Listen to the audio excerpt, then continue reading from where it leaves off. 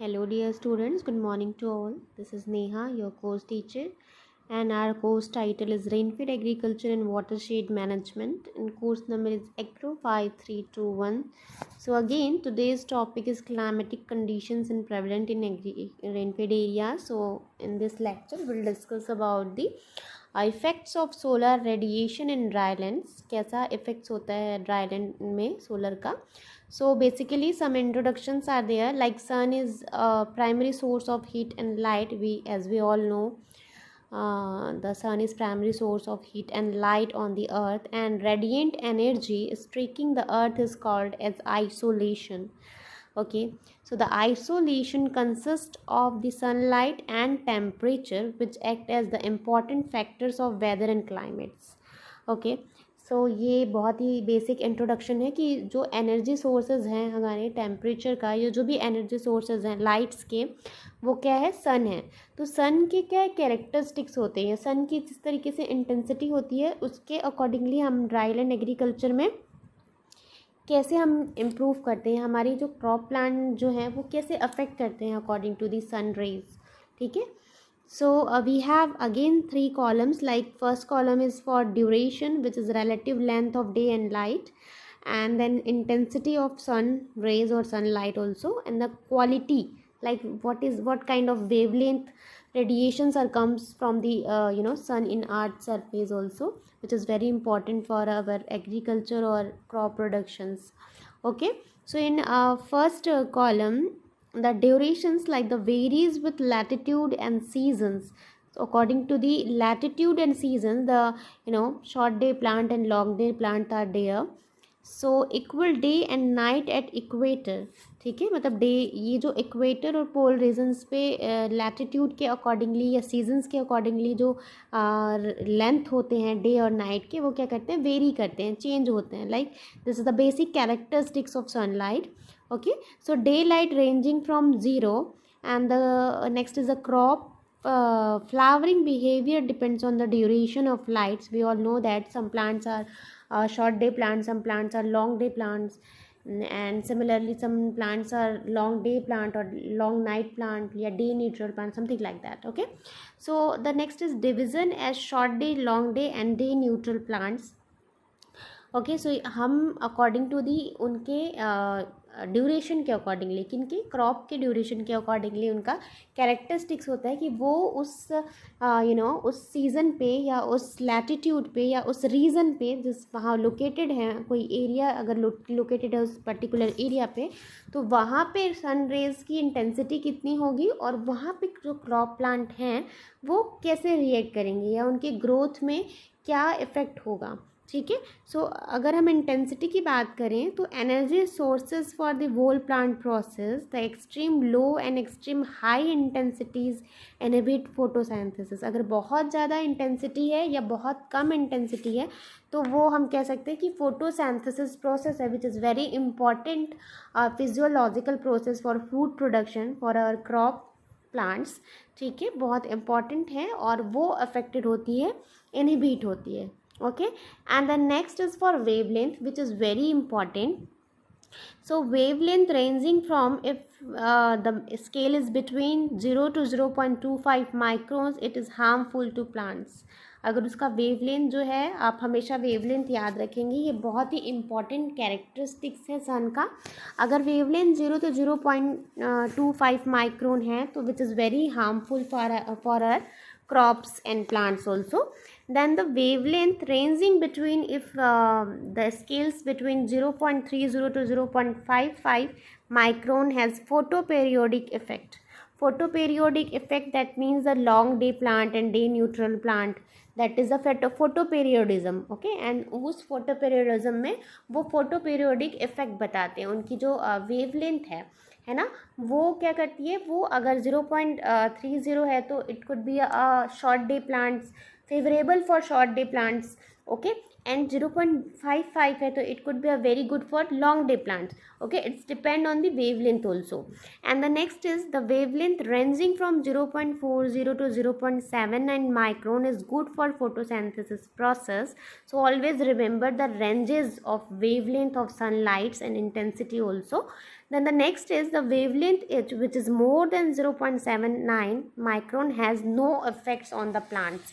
मतलब उसमें हम क्या करते हैं, जो प्लांट्स के इफेक्ट्स हैं, ठीक है, प्लांट्स के जो इफेक्ट्स हैं वो हम कह सकते हैं कि has no effects on photosynthesis basically, ठीक है, मतलब फोटोसिंथेसिस फिनोमिना है वो क्या होता है, इफेक्टिव नहीं होता मोर देन अगर 0.790 से माइक्रोन से ज़्यादा अगर वेवलेंथ है सनलाइट की या इंटेंसिटी है उनकी, तो वो क्या होता है, फोटोसिंथेसिस इफेक्टिव नहीं होता, मतलब फूड का प्रोडक्शन बेसिकली नहीं होता. Okay, so let us move. Okay, so their effect on crop growth in arid region, मतलब बेसिकली अगर ड्राई रीजन है तो वहाँ पे क्रॉप के ग्रोथ में क्या इफेक्ट पड़ेगा. तो अगर हम जनरल इफेक्ट्स देखें, so light intensity indirectly affected productivity bye it's effects on leaf temperature.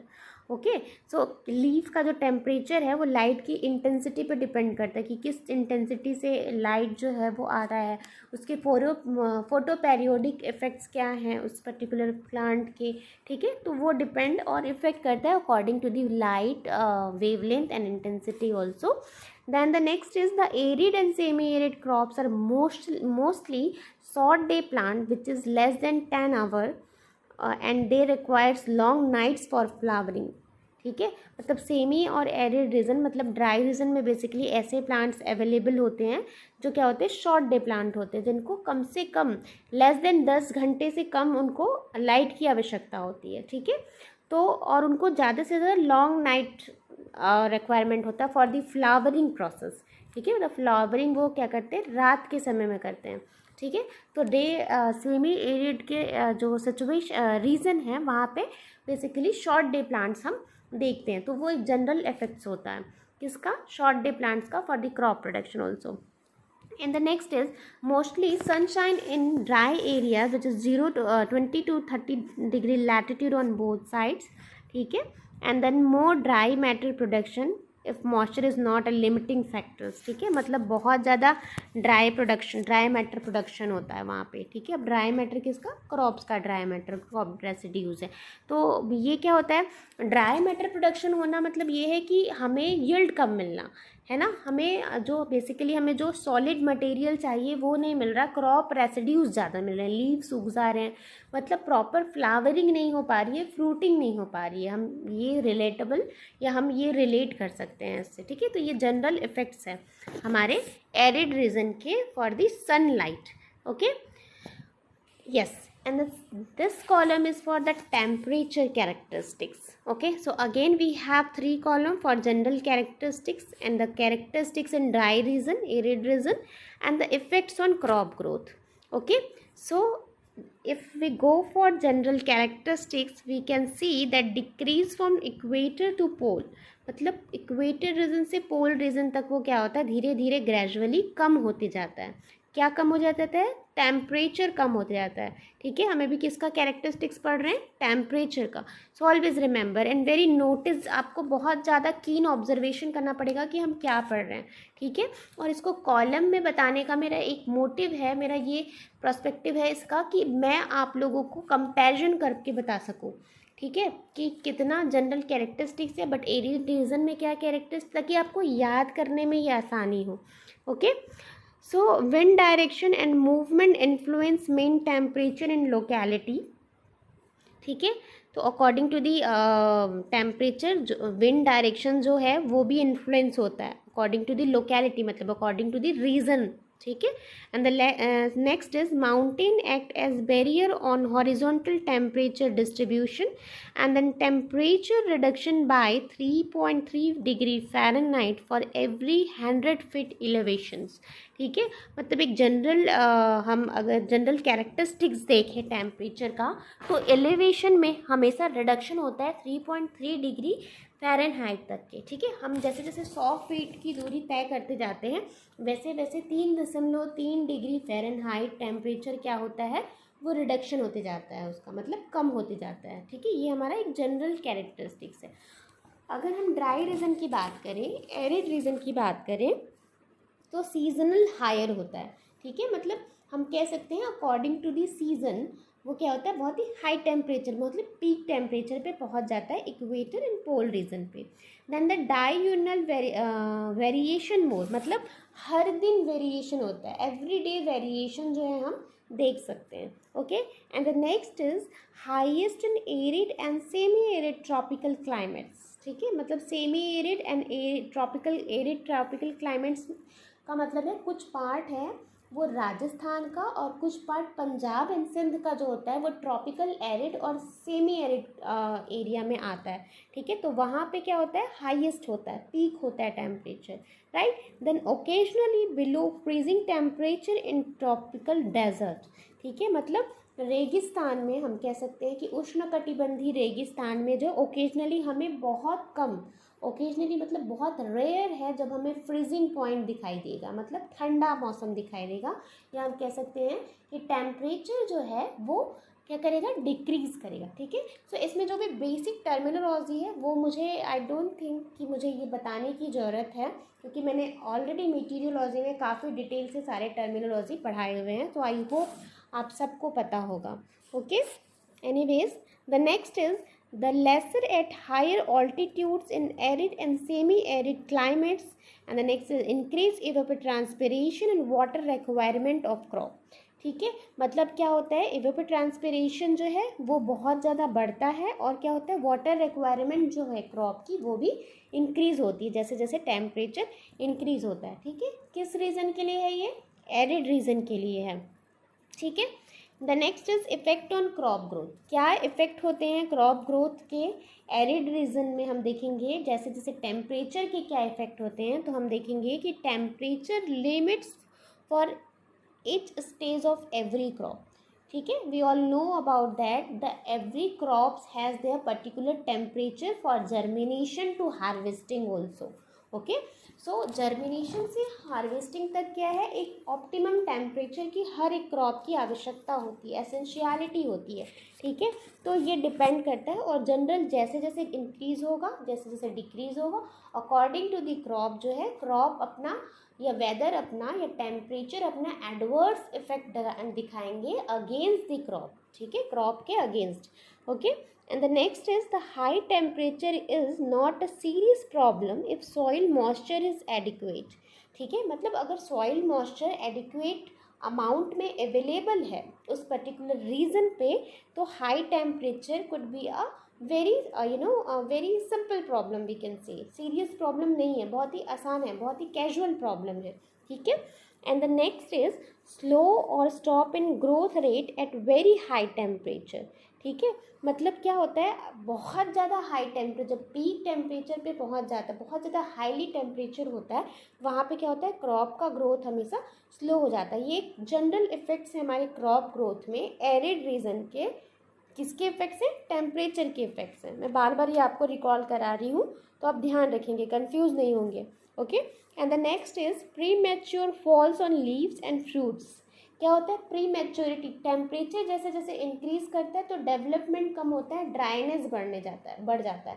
ठीक है, मतलब किसी भी फ्लावर्स के या फ्रूट्स के या लीव्स के जो वाटर्स होते हैं, ठीक है, वो क्या करते हैं, इवेपोरेट होने लगते हैं, सूखने लगते हैं, ड्राई मैटर्स जो हैं वो बढ़ने लगते हैं, तो ऑब्वियस है कि वो प्री मैच्योर स्टेज में ही गिर जाएंगे, है ना, मतलब वो डेवलप नहीं हो पाएंगे, right. And the next is prolonged chilling or freezing reduce water flow in plants leading to relation of killing।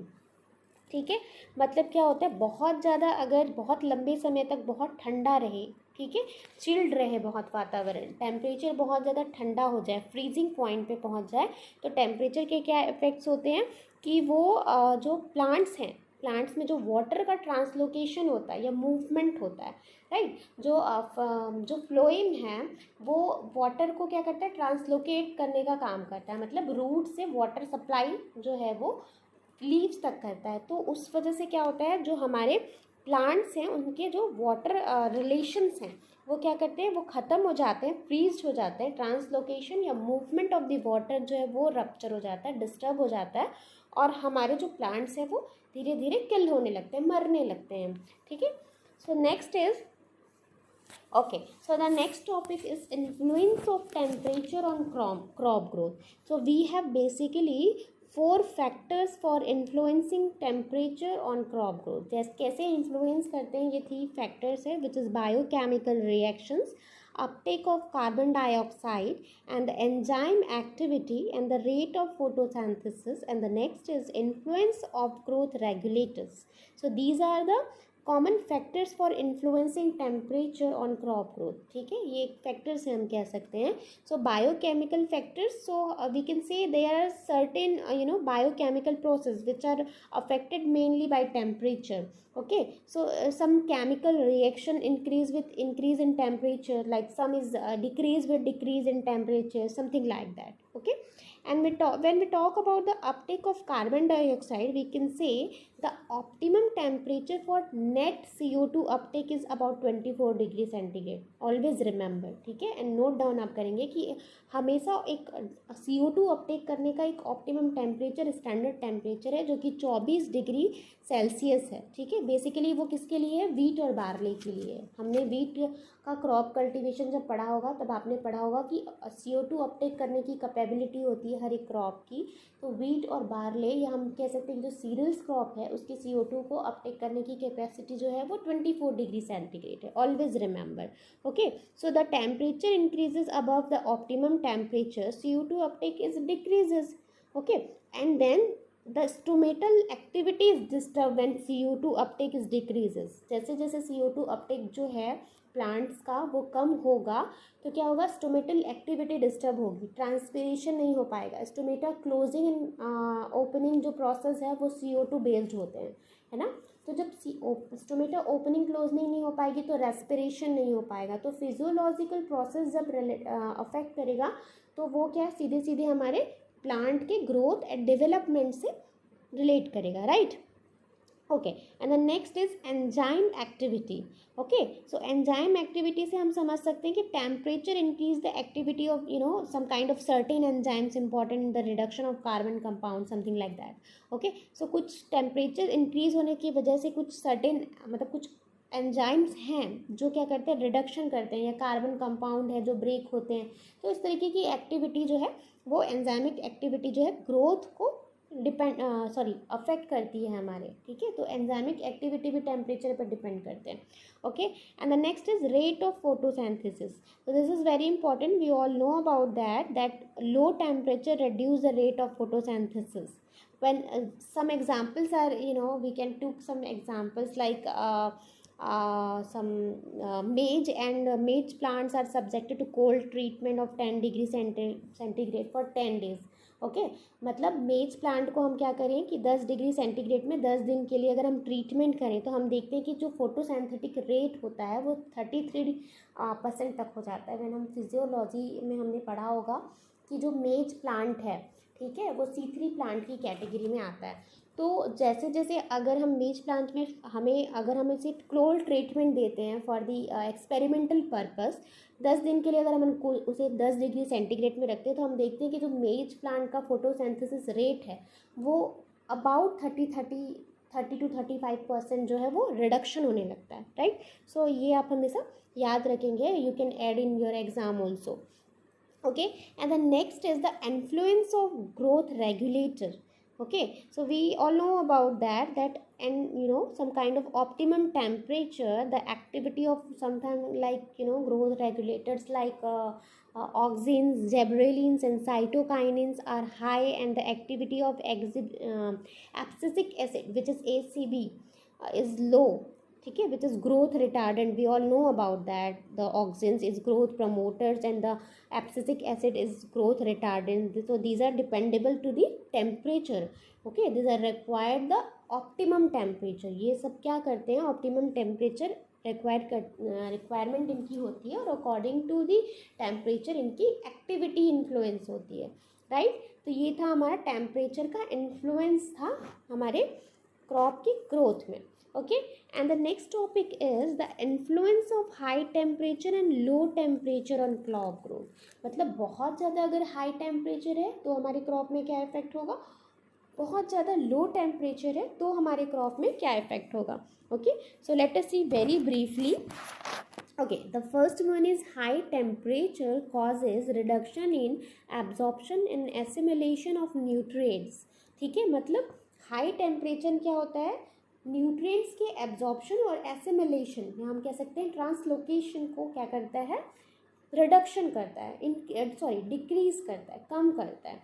The next is nutrient Uptake is reduced. Some examples like absorption of calcium is reduced as 28 degree centigrade in maize, which is very important. Please highlight that particular line.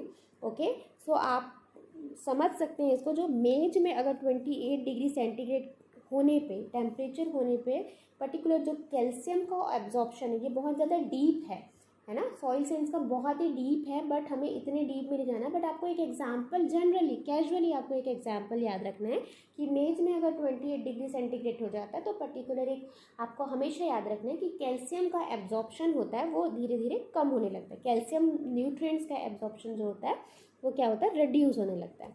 Okay, and the next is high temperature even for short period affect shoot growth is temperate crops like wheat. ठीक है, मतलब क्या होता है, high temperature में क्या होता है, जो शॉर्ट डे प्लांट्स होते हैं या शॉर्ट पीरियड जिनका रिक्वायरमेंट होता है शूट ग्रोथ के लिए. ठीक है, वीट, जैसे वीट इसका एग्जांपल है. मैंने हर चीज़ पे एग्जांपल लिया है because examples are must for our agriculture. ठीक है, हमें एग्जाम्पल्स हर चीज़ का पता होना चाहिए ताकि हम अपनी बात को प्रूव कर सकें कि इस पर्टिकुलर क्रॉप पे ये इफ़ेक्ट होता है. ठीक है, कि थ्योरेटिकल नॉलेज के साथ साथ हमें प्रैक्टिकली भी आगे करना होगा. इस वजह से एग्जाम्पल एग्रीकल्चर में ऑलवेज मस्ट है, हमेशा आपको याद होना चाहिए. ठीक है, and the next is high temperature result in absorption of pollen in wheat. Pollen, okay, and the example is wheat. Wheat in high temperature results in underdevelopment of another anther and loss of viability of pollen. ठीक है, मतलब जो pollen grains होते हैं उनकी viability कम होने लगती है हाई टेम्परेचर में. किस क्रॉप में, वीट क्रॉप में. तो आप ये हमेशा याद रखेंगे. ये क्या है, हाई टेम्परेचर स्ट्रेस जो होता है हमारे क्रॉप प्लांट को. ठीक है, उसके जनरल characteristics हैं. Okay, and the next we'll see the low temperature stress.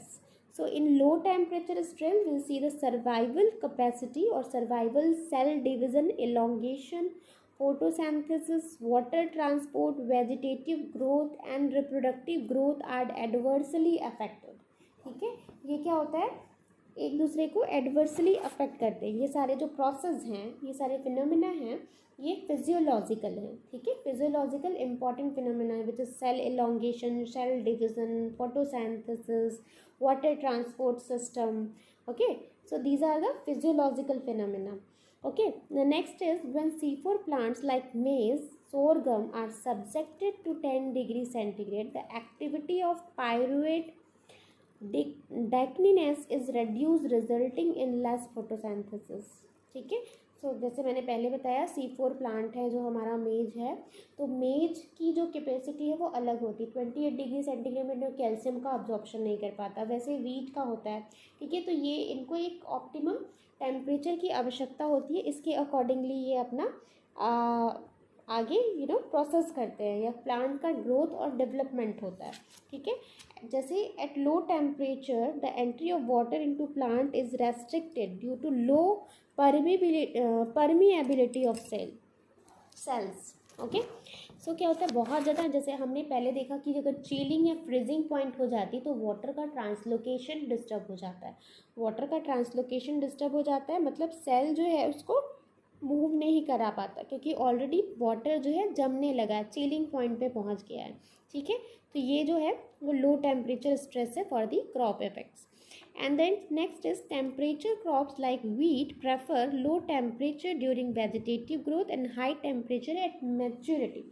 जैसे वीट के क्रॉप हमको सबको पता है कि रबी सीजन का क्रॉप है, उसे इनिशियली सीड के जर्मिनेशन के लिए, वेजिटेटिव ग्रोथ के लिए बहुत ही लो टेम्परेचर, ठंड है ना, विंटर सीजन क्रॉप है, विंटर की आवश्यकता होती. बट जैसे जैसे वो मैच्योर होते हैं, मैच्योरिटी स्टेज में उनको हाई टेम्परेचर की आवश्यकता होती है. तो you can add this kind of examples in your exam, so I am sure you will get the very good marks. Okay, and the last is the tropical crops like rice prefer high temperature during early stage and low temperature at maturity. ठीक है, so this is vice versa. Like Wheat is for the, initially wheat required the low temperature for germination and vegetative growth, and the required high temperature for maturity, and the rice is vice versa. Okay, so this is for climatic conditions prevalent in rainfed areas like solar radiation. And in our previous lecture we had seen some precipitations and forms of precipitation, their characteristics and their effects on crop growth also. Okay, so in this lecture we'll dealing with some temperatures. Okay, and next lecture we will discuss about the humidity and winds effect in dryland agriculture. Okay, so this is enough for today. Thank you so very much. I hope you all got the sense, and be safe. Take care. Thank you.